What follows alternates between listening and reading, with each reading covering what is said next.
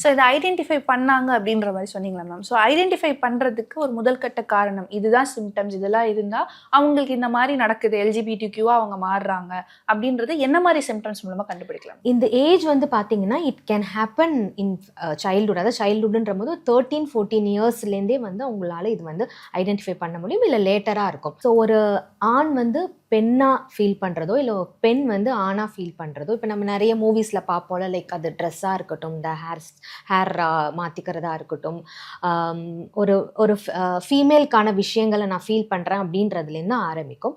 And இந்த attraction, ஒரு ஆண் மேலேயே, ஒரு ஆணுக்கு ஆண் மேலேயே வர அட்ராக்ஷனாக இருக்கட்டும், ஈர்ப்பது. யூஸ்வலாக பெண் கிட்ட அவங்களுக்கு வந்து பார்த்தா அது மாதிரி எந்த ஒரு ஃபீலும் வராது. பட் ஒரு ஆணுக்கு கூட போய் நம்ம அப்படி இருக்கணும் அப்படின்ற அந்த ஃபீல் வரும். அதே ஒரு பெண் கூட இருக்கணும். பைசெக்ஷுவல் அப்படின்றது 2 பேருக்குள்ளேயுமே வரும். ஸோ இதெல்லாம் தான் வந்து சிம்டம்ஸ். இது மீறி வந்து ரொம்ப அவங்களுக்கு அந்த ஒரு கன்ஃபியூஷன் இருக்கும். யூஸ்வலாகவே வந்து இல்லை, அவங்கள வந்து என்னோட ஐடென்டிட்டி இதுதான் அப்படின்றது அவங்களுக்கே ஒரு தெளிவு வந்து it will take some time. But ஒரு சர்டன் ஸ்டேஜுக்கு அப்புறம் ஆமாம் எனக்கு இப்படி தான் இருக்குன்னு, அப்படி தான் ட்ரெஸ் பண்ணிக்கணும், எனக்கு இதுதான் பிடிச்சிருக்குன்ற இந்த தெளிவு அவங்களுக்கு கன்ஃபார்மாக வரும்போது தான் அவங்களால அதை ஐடென்டிஃபை பண்ண முடியும்.